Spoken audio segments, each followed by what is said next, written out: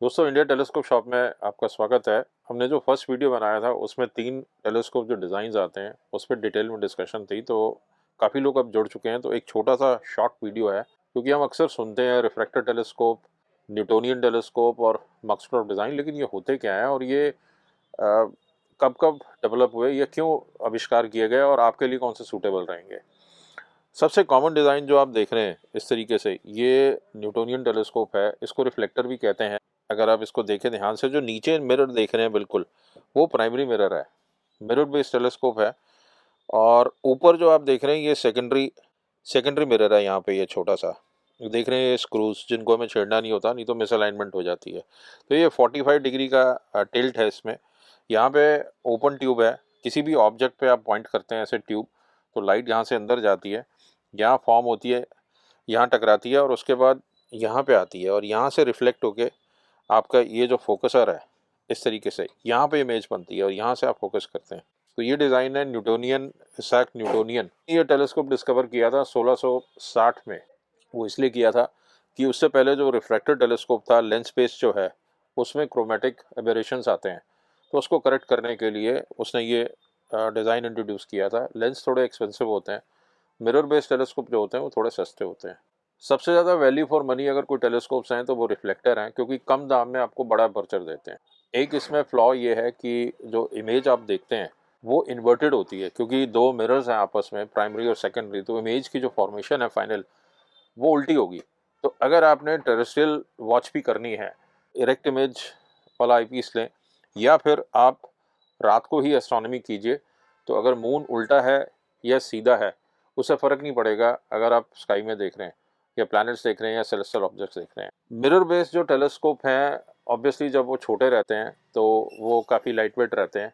थोड़ा सा इसमें कोमा इफेक्ट या स्फेरिकल एबरेशंस की इशू आता है, तो वो कोई इतना बड़ा इशू नहीं है।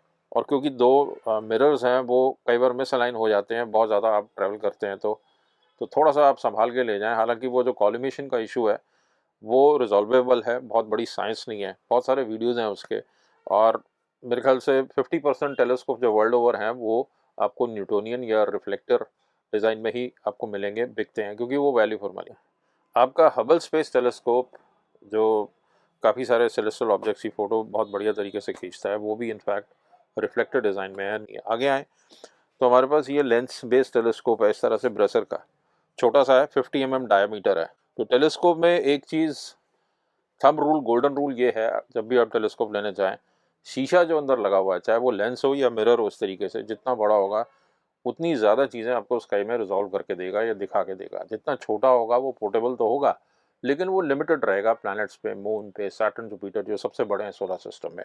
तो ये जो लेंस बेस्ड डिज़ाइन है 1608 में डिस्कवर हुआ था, ये हंस लिपरे, उन्होंने ये डिज़ाइन इंट्रोड्यूस किया था। इनफैक्ट सबसे पहला डिज़ाइन जो है वो ये लेंस बेस्ड है। उसके बाद गैलीलियो ने भी अपना थोड़ा सा मॉडिफाई किया।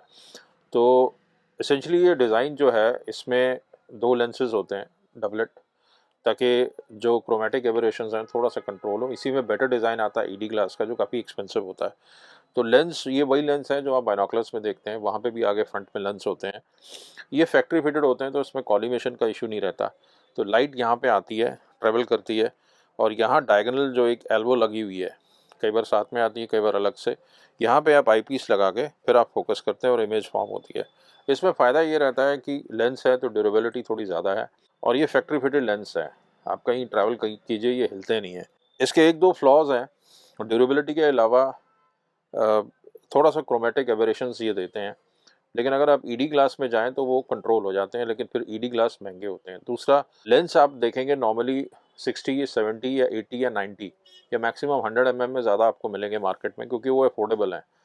लेकिन आप जैसे ही इसके ऊपर जाएंगे 5 इंच 6 इंच, तो वो आपको बहुत कम मिलेंगे, क्योंकि वो काफ़ी एक्सपेंसिव हो जाते हैं। तो टेलीस्कोप अगर बड़े होंगे तो वो हैवी भी होंगे किसी भी डिज़ाइन के, तो हैवी माउंट्स आपको लेने पड़ेंगे। तो आपको ये देखना है, पोर्टेबिलिटी एक फैक्टर है। लेंस की अगर वापस बात करें तो इसमें आपको क्लियर अपर्चर मिलता है। अगर 60 mm है, 70 mm है, 80 mm है, तो उतना अपर्चर आपको क्लियर मिल रहा है। लेकिन आपको जो रिफ्लेक्टर है, सेकेंडरी मिरर जो सामने आ रहा है, वो थोड़ी सी लाइट ब्लॉक कर रहा है, तो इफेक्टिव अपर्चर रिड्यूस हो जाता है। फॉर एग्जांपल ये मीड का 82 mm सोलर इक्लिप्स मॉडल है, इसमें आगे छोटा सा एक ये सेकेंडरी मिरर है, तो इफेक्टिव अपर्चर इसका 75 या 74 डिपेंडिंग कि इसका कितना डायमीटर है वो लेस करके वो आपको मिल रहा है, लेकिन लेंस में ऐसा नहीं होता, आपको पूरा क्लियर अपर्चर मिलता है। इमेज अगर दोनों से देखी जाए तो दोनों मोर और लेस सही दिखाते हैं, लेकिन कई लोगों का मानना है कि रिफ्रैक्टर्स थोड़ी सी हल्की सी शार्प देते हैं क्योंकि उसमें कोई मिलावट नहीं है, वो सीधा लेंस से इमेज पीछे जा रही है, जबकि यहाँ पे जो मिरर्स हैं उसमें दो मिरर की रिफ्लेक्शन है। लेकिन आपको देखना है कि अगर क्रोमेटिक एबरेशन जो फॉल्स कलर्स होते हैं एजेस पे, अगर आप देखेंगे मून के या प्लैनेट्स के, वो आपको बॉदर नहीं करते तो आप इस डिज़ाइन पे जा सकते हैं। नहीं तो उस चीज़ को करेक्ट करने के लिए आप रिफ्लेक्टर पे जा सकते हैं और ये आपको सस्ते मिलते हैं बड़े अपर्चर के साथ। दूसरा एक क्वेश्चन जो कई बार आता है, सर मैं टेलीस्कोप रिफ्रैक्टर जो है लॉन्ग फोकल लेंथ पे लूँ या शॉर्टर फोकल लेंथ पे लूँ? तो एक चीज़ हमेशा आपने याद रखनी है कि जो रिफ्रैक्टर्स हैं अगर छोटे फोकल लेंथ में होंगे तो काफ़ी पोर्टेबल होंगे और वो फास्ट फील्ड वाले होंगे, फास्ट रिफ्रैक्टर्स होंगे क्योंकि वो वाइडर एरिया दिखाएंगे डीप स्काई के हिसाब से। लेकिन अगर वो लॉन्ग फोकल लेंथ के हैं तो वो प्लैनेट्स के लिए ज़्यादा इफेक्टिव होंगे क्योंकि वो पावर ज़्यादा जनरेट करेंगे। लेकिन उसका फ्लिप साइड ये होगा कि वो narrow field of view sky का दिखाएंगे।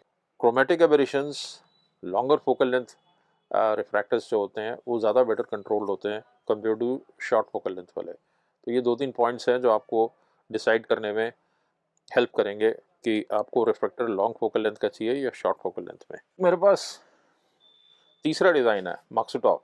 तो ये माक्सोटॉप डिज़ाइन है, ये इससे पहले श्मिट कैसेग्रेन था, लेकिन फिर ये माक्सोटॉप डिज़ाइन आया 1940 में और जैसे आप देख रहे हैं काफ़ी कॉम्पैक्ट है।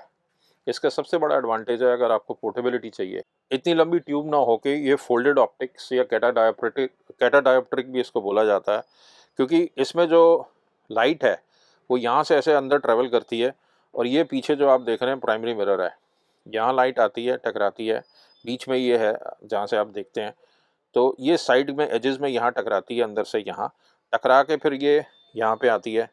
ये करेक्टर प्लेट आप देख रहे हैं और ये सेकेंडरी आप देख रहे हैं, सेकेंडरी मिरर तो यहाँ पे आती है और उसके बाद फिर वो सीधी यहाँ आती है। तो फोकल लेंथ आपकी उतनी ही अच्छी है, लंबी है ताकि आप प्लैनेट्स पे शार्प इमेजेस ले सकें।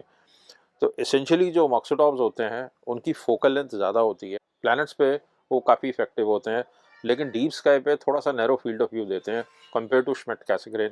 तो इस डिज़ाइन का एज ये है, एक तो ये पोर्टेबल हैं काफ़ी, दूसरा इसमें बेसिकली दोनों डिज़ाइंस क्रोमेटिक एबरेशन और इसके जो स्फेरिकल एबरेशंस हैं या कोमा इफेक्ट है रिफ्लेक्टर का उसको दूर करने के लिए ये माक्सोटॉप डिज़ाइन था। तो ये 3 डिज़ाइन है एसेंशियली। माक्सोटॉप्स 5 इंच तक के अफोर्डेबल हैं, ये 70 में है। इसके बाद आजकल जो पॉपुलर मॉडल है वो 90, 102, 127 और उसके बाद 150। लेकिन 150 में जब आप जाएंगे तो वो बहुत एक्सपेंसिव हो जाते हैं माक्सोटॉप्स, तो इसलिए लोग श्मिट कैसेग्रेन्स में जाते हैं। सेलेस्ट्रॉन के जितने भी नेक्स्टार मॉडल्स हैं ज़्यादातर वो श्मिट कैसेग्रेन्स में हैं, जैसे नेक्स्टार 6SC, 8SC, 5SC, तो ये सारे श्मिट कैसेग्रेन्स हैं। तीनों में से कौन सा डिज़ाइन लेना चाहिए? अगर आपको पोर्टेबिलिटी में जाना है और प्लैनेट्स पे आपका ज़्यादा झुकाव है तो आप माक्सोटॉप डिज़ाइन में जा सकते हैं। अगर आपको प्योर अपर्चर चाहिए क्योंकि यहाँ पे सीधा एक आगे लेंस लगा हुआ है, इन दोनों में सेकेंडरी ऑब्स्ट्रक्शन है, माक्सोटॉप में भी और इसमें भी। प्योर क्लास आपको अपर्चर चाहिए तो आप रिफ्रैक्टर में जा सकते हैं। रिफ्रैक्टर में 2 डिज़ाइन आएंगे, लंबी फोकल लेंथ के और छोटी फोकल लेंथ के। छोटी फोकल लेंथ के जो होंगे वो थोड़ी सी पावर कम देंगे लेकिन वो वाइडर एरिया देंगे, तो यहाँ आपको कॉल लेनी है कि लॉन्गर फोकल लेंथ चाहिए या छोटी फोकल लेंथ चाहिए। इसके बाद रिफ्लेक्टर्स अगर आपको कम पैसे में बड़ा अपर्चर चाहिए तो डेफिनेटली आप रिफ्लेक्टर पे जाएंगे। इसके अलावा अगर आपके कोई क्वेश्चंस हो तो आप डेफिनेटली हमारे चैनल से जुड़े रहें और उसमें लिखते रहें, हम आपको डेफिनेटली जवाब देंगे। Different models, designs, refractor, reflectors और माक्सोटॉप डिफरेंट माउंट्स पे आपको मिलते हैं इंडिया टेलीस्कोप शॉप, आपकी अपनी शॉप पे। इसी तरह से और भी यूज़फुल वीडियोस हम लेके आते रहेंगे, बने रहिए हमारे चैनल के साथ।